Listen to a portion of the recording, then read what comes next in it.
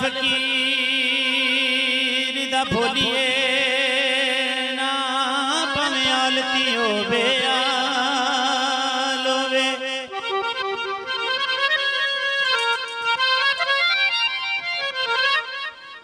ते ए ना समझिए इस दे कोल कुछ नहीं मता इस दा पीर कमाल होवे ते फकर 14 पीढ़ियां तक पहुंच जांदा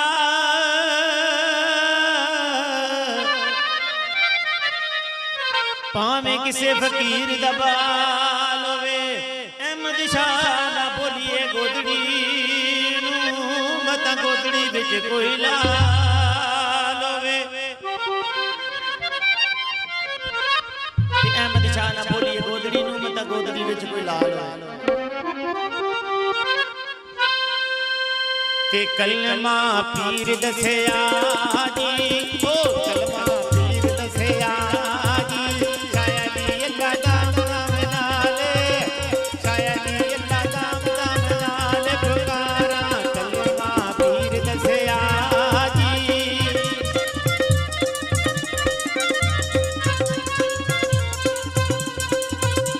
ते कलमा ओ पढ़ दे जी ते कलमा ओ पढ़ दे जी ते कलमा ओ पढ़ दे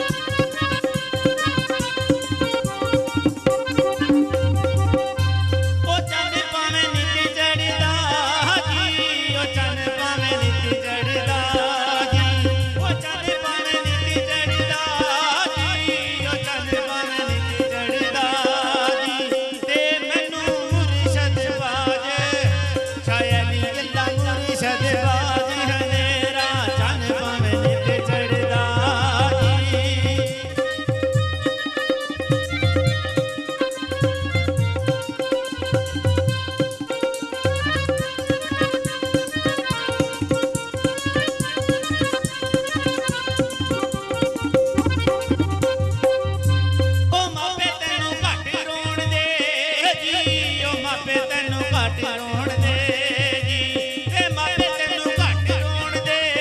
ਜੀ ਉਹ ਮਾਪੇ ਤੈਨੂੰ ਘੱਟ ਰੋਣ ਦੇ ਜੀ ਤੇ ਬਹੁਤਾ ਰੋਣ ਦੇ ਦਿਲਾਂ ਦੇ ਛਾਇਆ ਨੀ ਅੱਲਾ ਰੋਣ ਦੇ ਦਿਲਾਂ ਦੇ ਜਾਨੀ ਮਾਪੇ ਤੈਨੂੰ ਘੱਟ ਰੋਣ ਦੇ ਜੀ